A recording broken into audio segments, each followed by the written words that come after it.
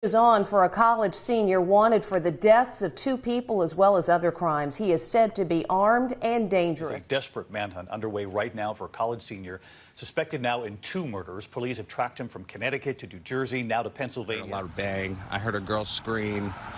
And then I heard two people kind of argue. Saturday night, police say Manfredonia broke into a Willington home on Turnpike Road and stole guns and a truck. Tonight, the urgent multi-state manhunt intensifying for suspected killer Peter Manfredonia. Lost my husband of 42 years, and this guy's still out there. Peter, your parents, your sisters, your grandmother, your aunt, they love you.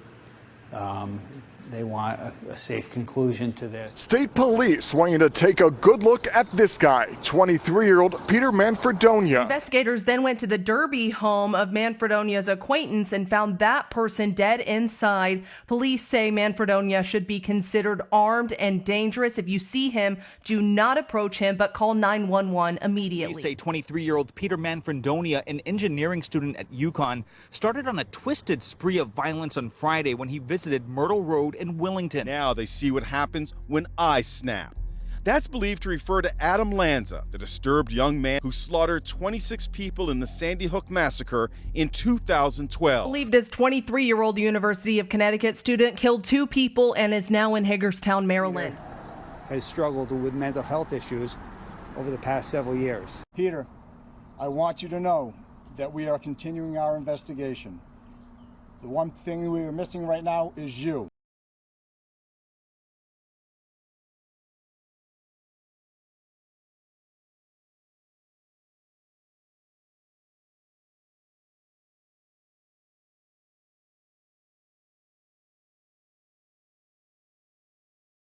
Hello and welcome to the Speakeasily, a place where you and I can not only share a drink, but we can share a story.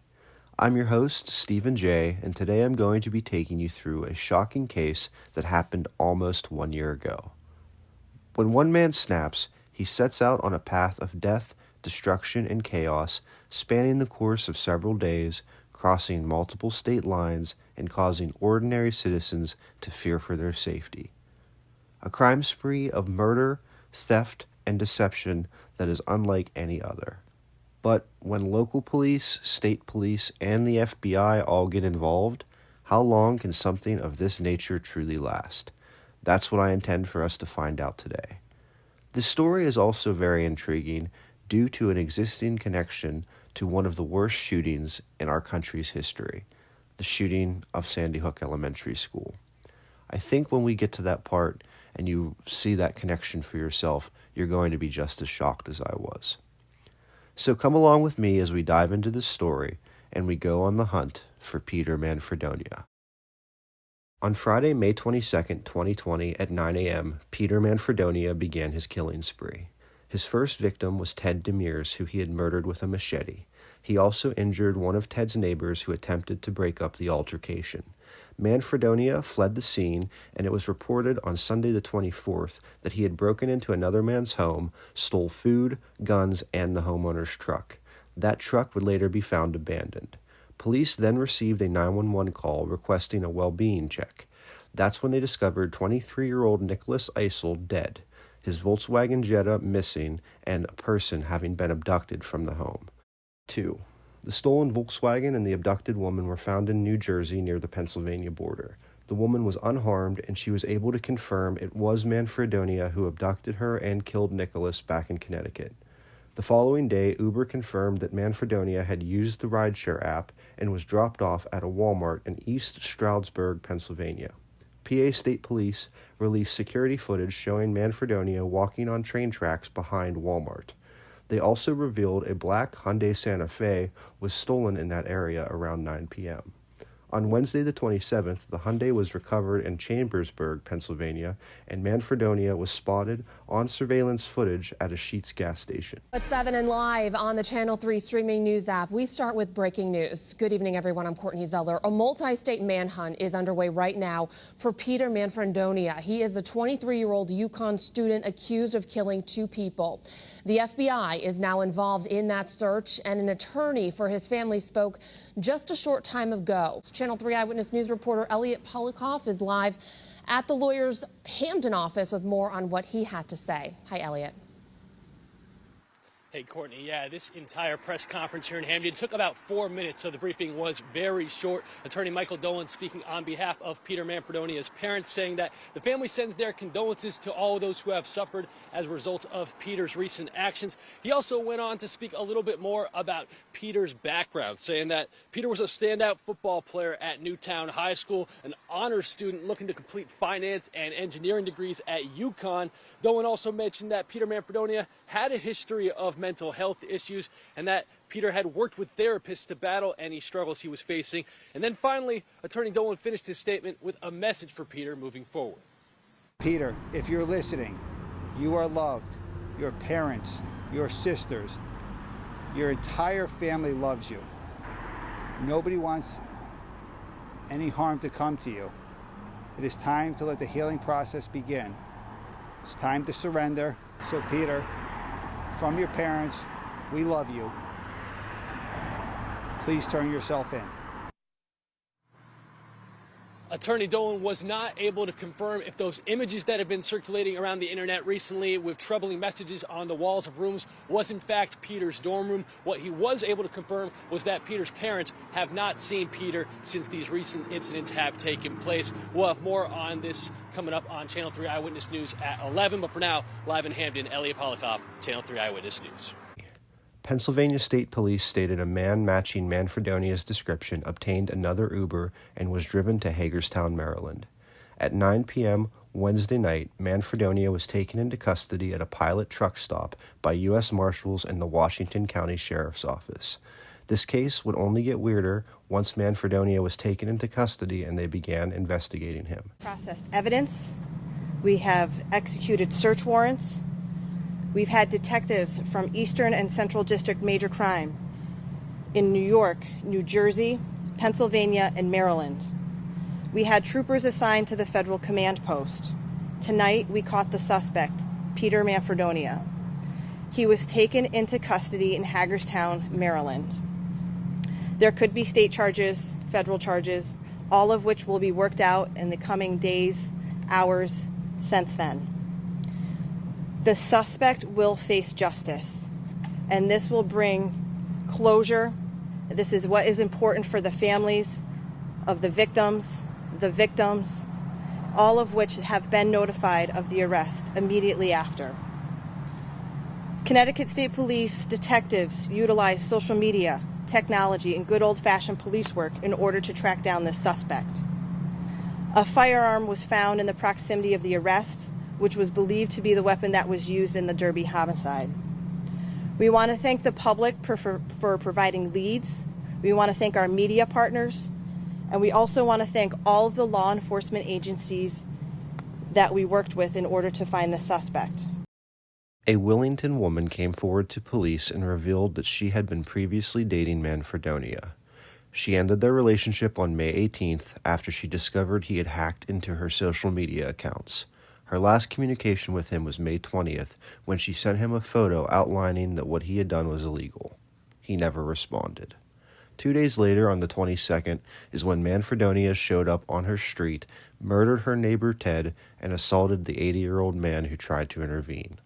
According to the now unsealed warrants, Ted DeMers had offered Manfredonia a ride on his ATV after Manfredonia had explained that his motorcycle broke down. Police recovered Manfredonia's phone and ID from the abandoned motorcycle, and after speaking to witnesses who saw the gruesome attack firsthand, they were able to corroborate that Manfredonia was indeed their suspect. The warrant also indicated prior run-ins with the law, some of which were suicidal and homicidal in nature. His attorney would later state that Manfredonia did indeed struggle with mental health issues for several years prior to this incident. The victim of the home invasion that occurred shortly after Ted DeMers' murder came forward with details about their exchange. He explained that while Manfredonia held him at gunpoint, they made small talk and he attempted to get him to talk about what had happened. Manfredonia told him that he had not slept in the past 5 days and that he just flipped out. He didn't know why he did what he did, and he was somewhat remorseful. That's when Manfredonia bound the 73-year-old man to a chair in his basement. What really struck me as odd about this encounter is that Manfredonia had originally placed duct tape over the victim's eyes and head, but he later took the tape off, asked him what he liked to watch on television, and then put on a movie. He also assisted him in using the restroom twice and provided him with his medication the entire time he was held hostage. The man said he had heard about the killing of Ted DeMers earlier and made sure to lock all of his doors and load 2 firearms for self-defense. But Manfredonia explained he was able to use a ladder that was found outside to climb up to an air vent and slide his way into the garage. He then used a saw to cut through a door leading into the house. Once he cut enough that he could reach through and unlatch the deadbolt, he simply let himself in. Manfredonia told him he would be taking food, money, guns, and a vehicle. The captive man asked him not to take the Jeep because it belonged to his late wife. Manfredonia complied and took the truck. It was revealed that he was neighbors with Adam Lanza, the shooter behind the Sandy Hook Elementary School shooting. And upon searching Manfredonia's apartment, they discovered this disturbing piece of writing on the wall. We saw what happened when Adam snapped. We saw what happened when Thanos snapped. Now they see what happens when I snap. 62-year-old Ted DeMers, a loving husband and father. For the first time since his tragic death, his wife, Cindy, spoke to Fox 61. I will miss him forever. But I was blessed to have him for 42 years. So that I'm grateful for. Ted was an artist. He sculpted wood, but his legacy was sculpting lives, teaching his trade to troubled youth. This is who he was, the kind of person he was. So it's only fitting that Ted's likeness is immortalized in a piece of art. The next time you drive by the old State House in Hartford, look at the top of the flagpole. I'm a sculptor. I live in Willington, Connecticut, and Ted DeMers was a good friend of mine. Fellow artist Randy Nelson was commissioned in 1992 to create a statue of Captain Joseph Wadsworth. He sculpted using a live model. 99% of the people who walk by there never even realize there's a statue on top of those flagpoles, and they certainly don't know who it was. Ted DeMers, who was the model. From the top of that flagpole to the bottom of this one, the Willington town green adorned with candles. As Ted died in Cindy's arms, she thought she would never hear his words again. What were you saying to him? You know, I was telling him he was going to be okay. I was telling him I loved him. What she didn't know was Ted told a close friend that if anything ever happened to him, to tell Cindy a letter was waiting for her on his computer. He called it a just-in-case letter. He said, Cindy, just keep moving forward. It was at that very moment breaking news crossed her television. I found the letter, and as I read it, is when it came on the TV that he had been apprehended.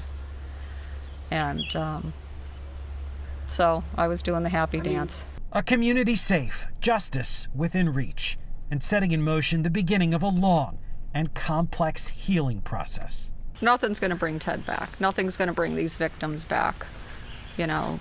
So he will have his day with his maker, you know. I don't think the gates of heaven will be opening up for him. Ted was about to welcome his first grandchild into the world next month, a grandson who will be named Teddy. Meanwhile, back here on the Willington Town Green, it's going to be another night of candlelight. The vigil for Ted continuing at 7:30. For the Fox 61 News, I'm Matt Caron. On video from the lockup in Milford Superior Court, double murder suspect Peter Manfredonia said only 3 words. Mr. Manfredonia, did you hear the court give the advisement, sir? Yes, Your Honor. Manfredonia's parents were in the courtroom but left the courthouse before the proceedings even began. The entire Manfredonia family is just, they're heartbroken, and, I know both families are going through a lot of pain. I think it was just too difficult for them to stay in the courtroom. The 23-year-old UConn student accused of fatally shooting his childhood friend Nick Isley on May 24th in the Derby apartment Isley shared with his girlfriend. Court will leave the bond as set on the warrant, $5 million cash or surety. Isley's family declined comment as they left court, his dad wearing a mask saying, "Nick, we love you." The girlfriend of Nick Isley was not in attendance at court today, but she's filing a separate civil suit against Manfredonia because investigators say he kidnapped her after the murder. After the fatal shooting, the arrest warrant states Manfredonia forced Isley's girlfriend to drive him in her car to New Jersey. And while driving through Newtown, she purposely drove erratically in hopes of getting stopped by police, and she even contemplated driving into a tree.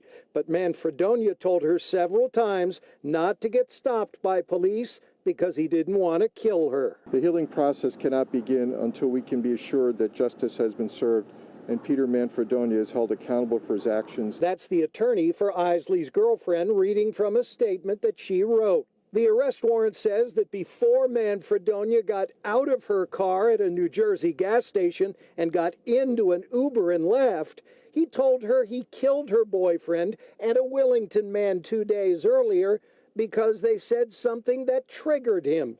But he didn't elaborate. I'm Tony Terzi, Fox 61 News.